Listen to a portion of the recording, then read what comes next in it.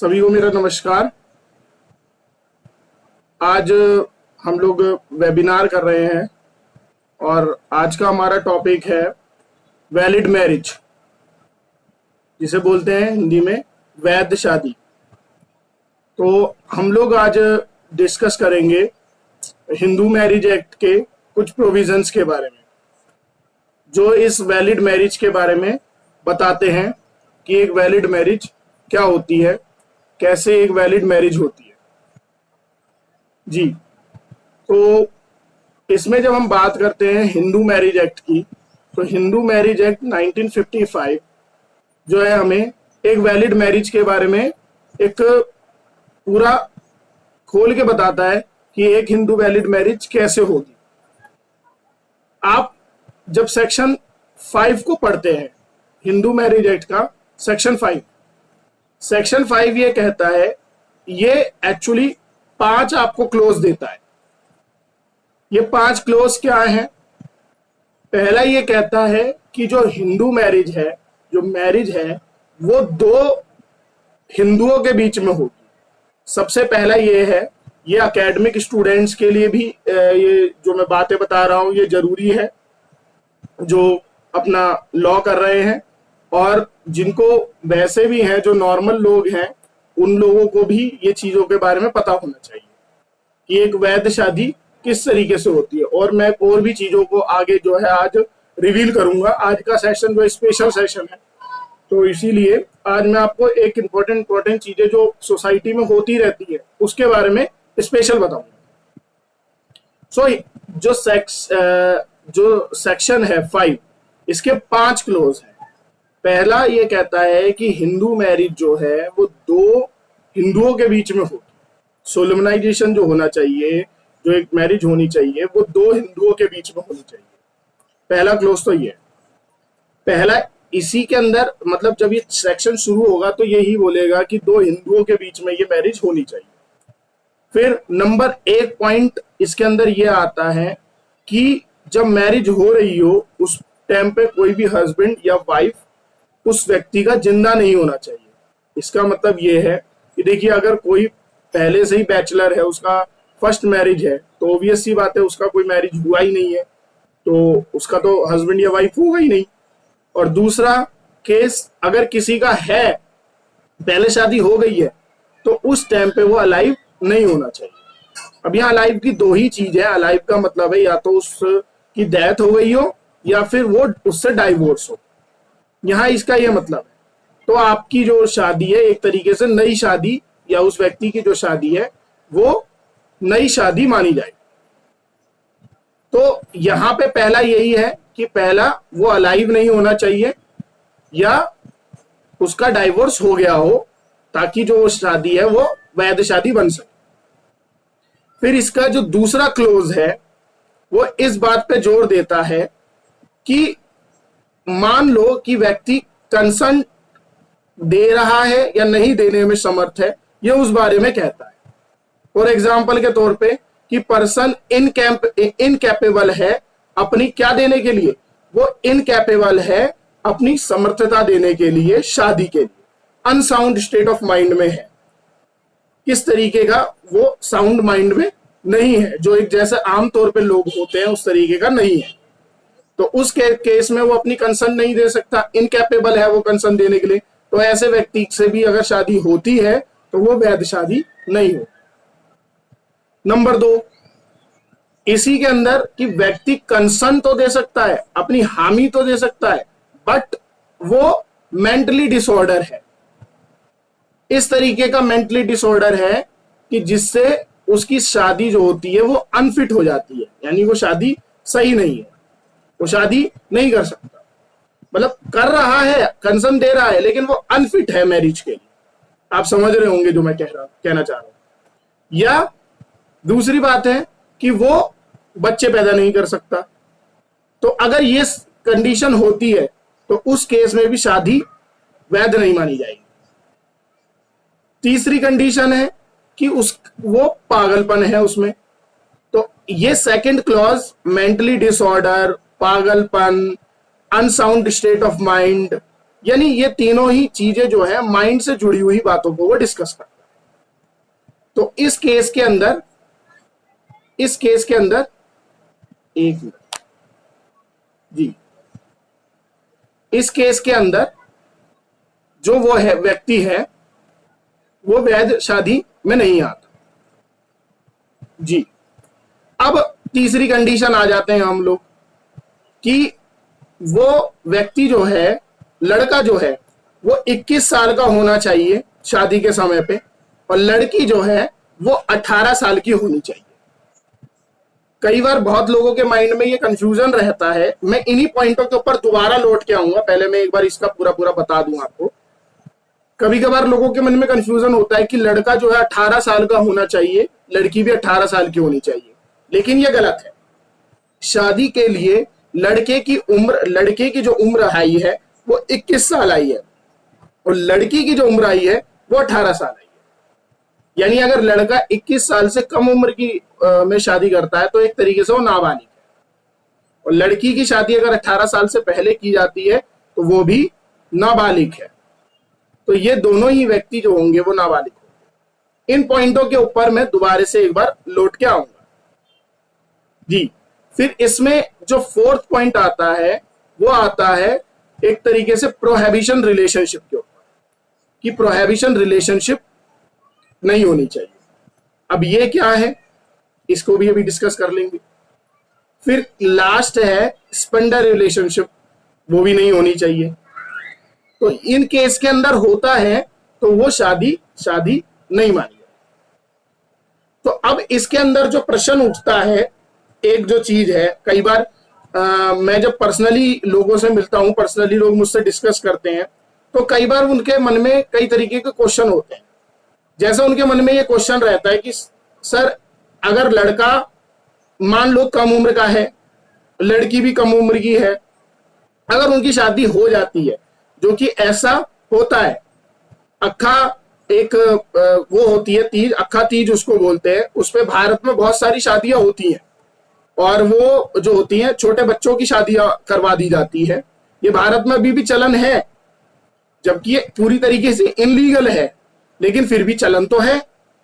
उस केस के अंदर क्या क्या कानून कहता है, तो देखिए साफ तौर पे बात यह है कि अगर कानून ये कहता है कि पहली बात तो माइनर की शादी की नहीं जा सकती, जो क्लॉज 5 थर्ड भी कह रहा है, तो सेक्शन 5 क्लॉज 3 भी कह रहा है कि 2 माइनर्स की शादी नहीं की जा सकती।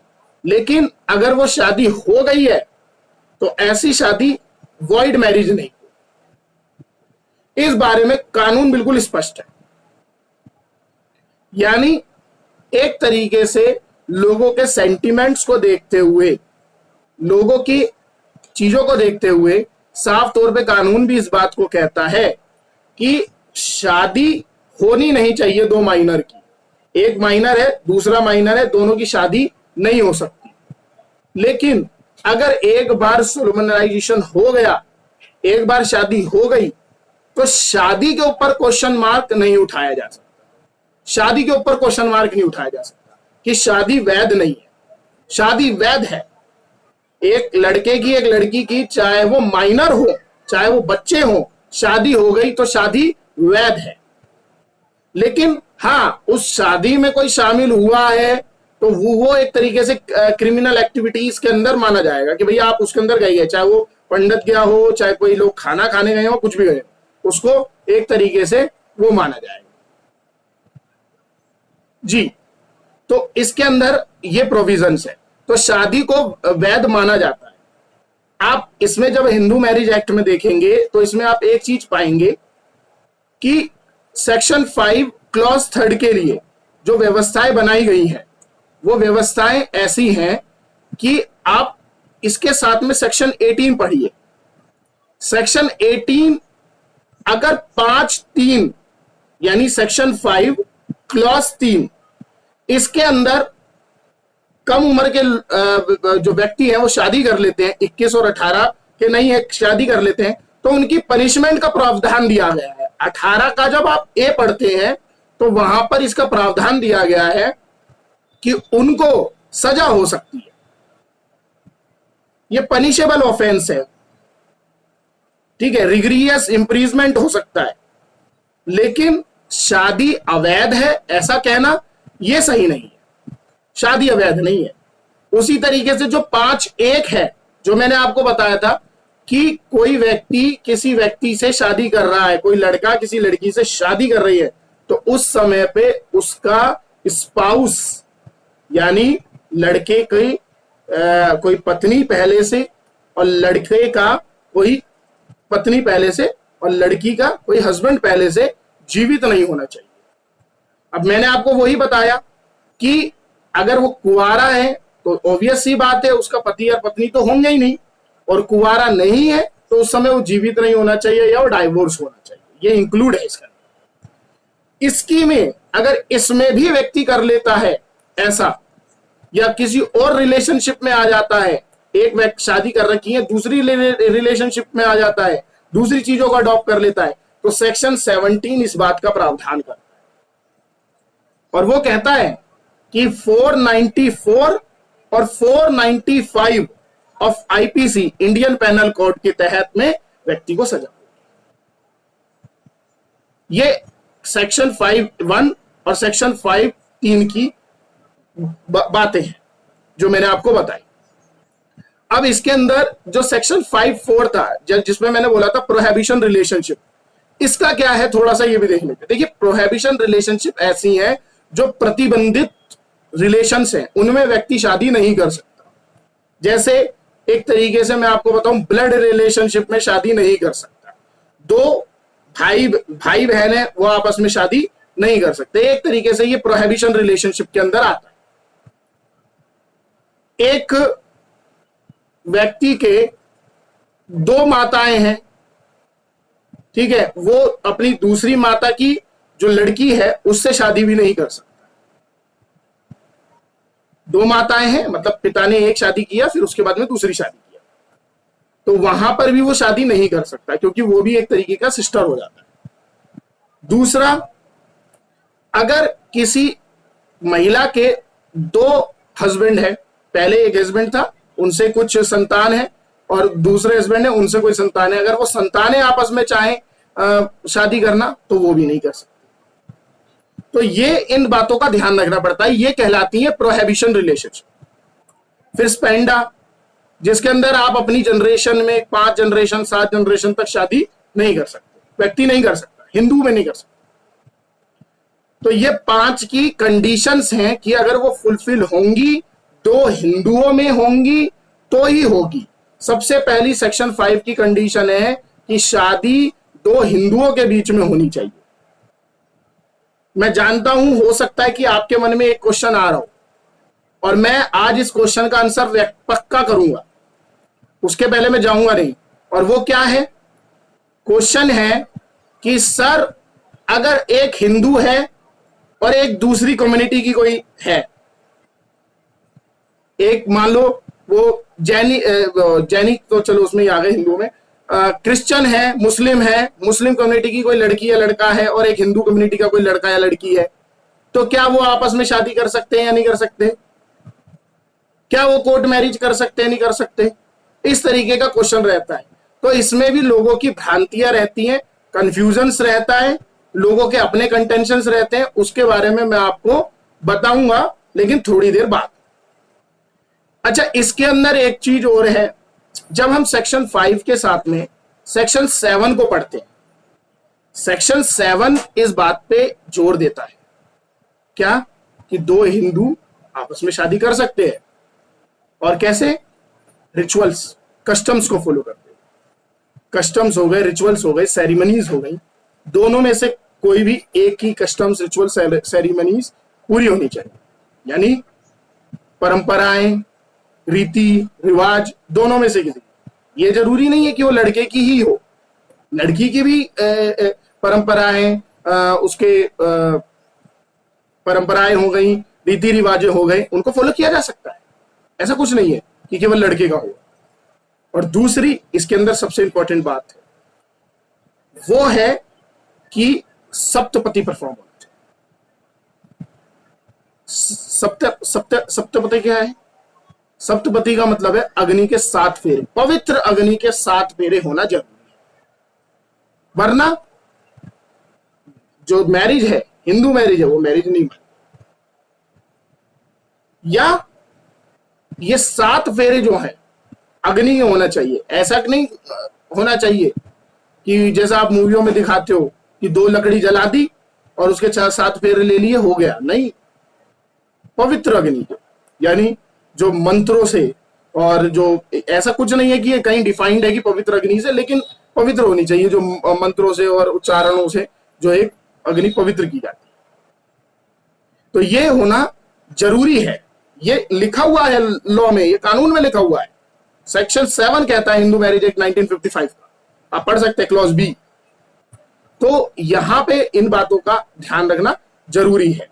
और कस्टम्स, जो रिचुअल, जो रीति रिवाज हुए, वो क्या होने चाहिए, वो एक तो रीति रिवाज जो है पब्लिक पॉलिसी के अगेंस्ट नहीं होने चाहिए। ऐसा नहीं है कि रीति रिवाज कुछ भी हो उसको कर रहे हो और वो पब्लिक पॉलिसी के अगेंस्ट हो, सोसाइटी के अगेंस्ट हो। ऐसा रीति रिवाज नहीं चलेगा, पब्लिक पॉलिसी के अगेंस्ट नहीं होने चाहिए और कंटिन्यूटी में होने चाहिए। बहुत लंबे समय से उसको फॉलो किया जा रहा हो, तभी वो रीति रिवाज माना जाएगा। ये नहीं कि आज आप कोई व्यक्ति बना देगा कि जी मेरा तो ये रीति रिवाज है, हम तो दिवाली पे ऐसे करते हैं और हम ईद पे ऐसे करते हैं और हम होली पे ऐसे करते हैं, ऐसा नहीं चलेगा।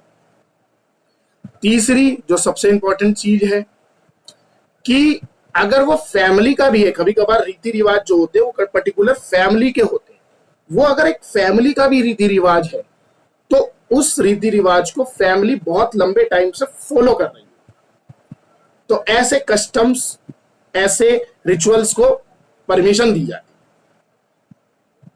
ठीक है जी, तो ये सेक्शन 7 की बात हुई। तो यहां 5 और 7 का ये रोल है। मैंने इसके साथ में आपको 17 और 18 बताया। अब यहां पे ये जो चीज होती है, ये वॉइड मैरिज और वॉइडेबल मैरिज को भी जन्म दे देती है। यानी अगर सेक्शन 1 की बात, 5 के 1 की बात है, जिसमें मैंने आपको बताया था कि वो उसका उस टाइम कोई जीवित नहीं होना चाहिए। नंबर 3, नंबर 4 जो मैंने बताया था आपको, prohibition relationship. Number 4 sapinda relationship. ये तीनों की तीनों वॉइड है, ये वॉइड मैरिज अगर इसके तहत होती है तो। और जो सेकंड वाला है जिसमें तीनों माइंड से रिलेटेड बातें थी, अनसाउंड माइंड, मेंटल डिसऑर्डर और तीसरा इंसेंसिटिविटी, ये जो तीनों है पागलपन, तो ये जो तीनों है ये कवर होता है किसके अंदर, ये वॉइडेबल मैरिज के अंदर। लेकिन 5 का जो 3 है, अमेजिंग बात ये कवर नहीं होता। इसमें सिर्फ सजा होती है कि अगर 21 और 18 है तो उसके मैरिज पे क्वेश्चन नहीं उठाया जा सकता कि वो कम उम्र के थे, वो तो सिर्फ सजा हो जाएगी उस केस के। तो यहां पर इन बातों का एक शादी करते टाइम किसी भी व्यक्ति को ये लीगल पॉइंट्स थोड़े बहुत पता होने चाहिए। सप्तपदी परफॉर्म नहीं किया है, केवल मालाएं बदल ली गई हैं। ऐसे केस आए हैं जिसमें मालाएं बदली गई हैं, मंगलसूत्र पहना दिया गया है, मांग भर दी गई है, तो क्या शादी हो गई? नहीं, सप्तपदी परफॉर्म होना जरूरी है। और वो क्या है? सप्तपदी परफॉर्म होना चाहिए। वो क्या है? अग्नि के 7 फेरे। बस अब प्रश्न उठता है, अब हम लास्ट अपने प्रश्न पे आ जाते हैं, उसके बाद हम कंक्लूड करेंगे सेशन को। प्रश्न ये है कि एक व्यक्ति हिंदू है, एक व्यक्ति मुस्लिम है। ऐसे बहुत सारे केस आते हैं कि जिसमें एक व्यक्ति हिंदू, एक मुस्लिम है, उन्होंने आपस में शादी कर ली है भाग के, और वो कहते हैं घर पे कि हमने कोर्ट मैरिज कर, हम तो कोर्ट मैरिज कर गए और हमारी शादी है, यानी वैलिड है। तो इस केस में क्या? तो इस केस में 2-3 चीजें हैं। क्या शादी वैलिड है या नहीं, है क्वेश्चन पहला। और जो दूसरा क्वेश्चन जो मैं उठाता हूं, क्या वो मैरिज हिंदू मैरिज उसके हिसाब से हुई है? मतलब क्या वो कोर्ट मैरिज है? वो कहते हैं कि हम कोर्ट में करिए मैरिज, तो क्या वो कोर्ट मैरिज है? ये सबसे बड़ा क्वेश्चन है जो लोगों को पता नहीं होता। लोग कहते हैं कि जी फलाना लड़का जो है वो भाग के उस लड़की के साथ में कोर्ट मैरिज कर गया, लेकिन क्या वास्तव में वो कोर्ट मैरिज करके आते? नहीं करके आते, तो फिर वो कौन सी मैरिज करते हैं? क्योंकि वो ये कहते तो हैं कि हाँ, ये मैरिज वैलिड है, और होती भी है वैलिड। मैं यूं नहीं कर रहा हूं वैलिड नहीं होती, लेकिन वो कोर्ट मैरिज होती है नहीं होती, ये क्वेश्चन हो गया, आंसर करने जरूरी है। पहली बात तो ये, अब मैं आंसर देने पे आ रहा हूं इस बात का।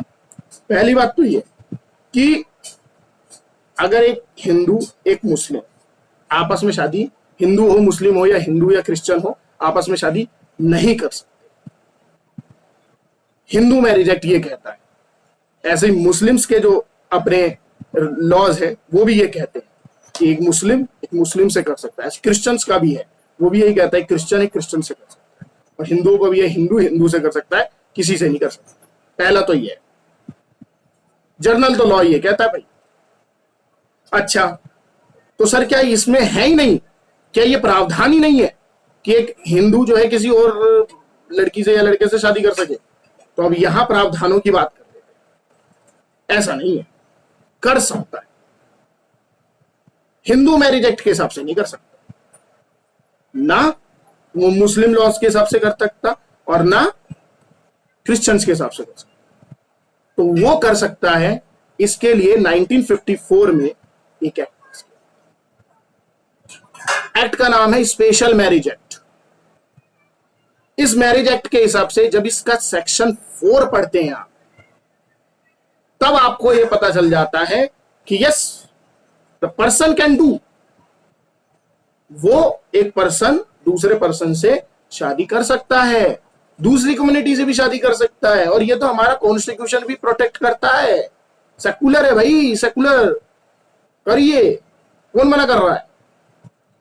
स्पेशल मैरिज एक्ट के हिसाब से करता है, लेकिन स्पेशल मैरिज एक्ट के वो अपने ही पॉइंट हैं, वो अपने ही पॉइंटों के ऊपर ध्यान देगा, उसके हिसाब से उसको शादी करनी पड़ेगी। सबसे इंपॉर्टेंट है जो लोगों को नहीं पता होता, मैरिज ऑफिसर को, मैरिज रजिस्ट्रार बोल लो या मैरिज ऑफिसर बोल लो, मैरिज ऑफिसर को जो भी शादी करने के इच्छुक हैं उनको पहले नोटिस देना होता है कि we want to marry with each other. पहले उनको नोटिस देंगे तभी वो चीज कर पाएंगे वो। और 30 दिन का एक पीरियड लिया जाता है, 30 दिन का एक समय लिया जाता है। उसके अंदर वो क्या करेगा, मैरिज ऑफिसर अपने रजिस्टर में लिखेगा, उनके पास में एक नोटिस का रजिस्टर होता है। और एक चीज और मैं बता दूं, वो रजिस्टर में लिखता है, वो नोटिस करता है उस चीज को, और नोटिस बोर्ड पे भी लगाता है, अगर नहीं भी लगाया तो उनके वहां पे रहता है, और कोई भी जाके पर्सन उस नोटिस को देख सकता है कि इन दो व्यक्तियों ने, इस लड़के या लड़की ने जो है नोटिस लगाया है, और ये देख सकते हैं। और अगर उस पर्सन को कोई ऑब्जेक्ट है सेक्शन 4 के अकॉर्डिंग, और सेक्शन 4 की कंडीशंस क्या है, लगभग 90 से 95% स्पेंडर रिलेशन को छोड़ दे तो 95% कंडीशन उसकी सेक्शन 5 वाली है हिंदू मैरिज एक्ट की, कि वही हिंदू वाली बात कंडीशन को हटा दो, इसलिए बोलो मैंने 5% अलग है, हिंदू वाली बात को हटा दो कि उस टाइम पे जीवित नहीं होना चाहिए, 21 और 18 होना चाहिए, प्राइवेट रिलेशनशिप में नहीं होना चाहिए, स्पेंडर वाली वहां बात नहीं कही गई है, ये सारी चीजें हैं। तो सेक्शन 4 के अकॉर्डिंग वो अगर ऑब्जेक्ट करना चाहे तो कर सकता है पर्सन, और कोई भी पर्सन जाके वहां पे चेक कर सकता है कि भैया ये दोनों मैरिज करना चाह रहे हैं, और ऑब्जेक्ट दर्ज करवा सकता है, और उसको 30 दिन के अंदर, विद इन 30 डेज के अंदर मैरिज ऑफिसर उसको रिजोल्व करेगा। उसकी ये ड्यूटी है कि वो रिजोल्व करे, फिर उसके बाद में वो आगे की कार्रवाई बढ़ाएगा। और 3 विटनेस जरूरी है मैरिज कोर्ट में करने के लिए किसी भी व्यक्ति को। ये एक तरीके का ऐसा प्रोसीजर है, एक ऐसा मैकेनिज्म है जैसे कोई व्यक्ति प्रॉपर्टी लेने जा रहा हो, उस तरीके से एक पूरा एक डॉक्यूमेंटेशन होता है, सर्टिफिकेट बनता है, विटनेस लगती है, मैरिज ऑफिसर को नोटिस देना पड़ता है, तब वो चीजें कंप्लीट होती हैं। लेकिन आप तो ये देखते हैं कि एक लड़का लड़की भाग गए, विद इन 24 आवर्स जो है वो शादी करी है, तो फिर वो कैसी शादी है? और वो कहते भी हैं कि हम तो कोर्ट मैरिज करी है। नो, अगर ऐसा कोई केस आपके सामने आता है तो आप उनके डॉक्यूमेंट एक बार चेक कर लेना, डॉक्यूमेंट चेक कर लेना, वो कर ही नहीं सकते। कोर्ट मैरिज अगर कर रखा होगा, स्पेशल मैरिज कर रखा होगा, कम से कम 30 डेज का नोटिस होगा। अगर उन्होंने दे रखा होगा तो हो सकता है, लेकिन सडन हो गया ये सब चीज, भाग गए अचानक से, कुछ भी नहीं पता चला, कुछ भी नोटिस नहीं दिया, कोई बहुत ज्यादा उम्र के भी नहीं थे, 18 20 21 साल की लड़का था, इतना था, 18 19 साल की लड़की थी, भाग गए, इमेच्योर थे, फिर भी उन्होंने कर ली। कैसे? तो मैरिज एक्ट के हिसाब से नहीं है भैया, पूरी लीगल फॉर्मेलिटीज है, पूरा एक प्रोसीजर है, उसके बाद ही आदमी कर पाएगा। It's not a one day job. लेकिन वो तो वन डे जॉब कर लेते हैं। वो वन डे जॉब इसलिए है क्योंकि वो भाग के शादी, आप उनका सर्टिफिकेट चेक कीजिए कि भैया वो कहां शादी करके आए। ज्यादातर होगा, अगर वो हिंदू रिचुअल्स के हिसाब से कर रहे हैं, ज्यादातर होगा 90% केसेस में वो आर्य समाज में जाके शादी,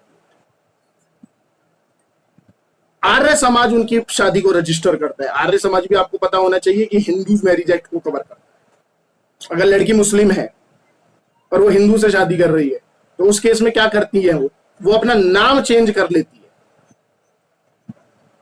ठीक है, मान लो उसका शिफा नाम है तो वो अपना शिवानी कर ले और नाम चेंज करके वो शादी कर ले कि मैं तो हिंदू हो गई है, और हिंदू मैरिज एक्ट के अकॉर्डिंग मैं शादी कर रही हूं, not by special marriage act. That is the important thing, ये लोगों को नहीं पता होता, इसीलिए मैं आपको बता रहा था कि वो शादी वैध है या नहीं है। अच्छा, एक लोगों को एक और चीज नहीं पता होता है, वो ये चीज है कि वो शादी भी चैलेंज हो जाती है। क्योंकि आप सिर्फ शादी के पर्पज से, कोई व्यक्ति, मैं आप नहीं कह रहा हूं, कोई भी व्यक्ति शादी के पर्पज से मात्र अपना धर्म चेंज कर ले, उस धर्म को का ना उसे एबीसीडी पता, ना उस धर्म को वो फॉलो करता, बाद में अपनी ही चीजों को करता है, only for the purpose of marriage वो धर्म को चेंज कर लेता है। Is it a valid marriage? No. उसको चैलेंज किया जा सकता है। सो ये जो प्रोविजंस है, ये जो चीजें हैं, ये लोगों को थोड़ा सा अवेयर होना चाहिए। लोग कह देते हैं कि जी कोर्ट मैरिज कर लेंगे। आजकल के कई व्यक्तियों से मैं सुनता हूं, वो मेरे से केस डिस्कस करते हैं कि जी ऐसा हो गया, वो कहते हैं कोर्ट मैरिज कर लिया। नहीं, कोर्ट मैरिज हो ही नहीं सकता, क्योंकि कोर्ट मैरिज के लिए समय चाहिए, तभी वो होगा। तो इस तरीके की सारी चीजें थी। अगर आपका कोई क्वेश्चन है तो यू कैन आस्क।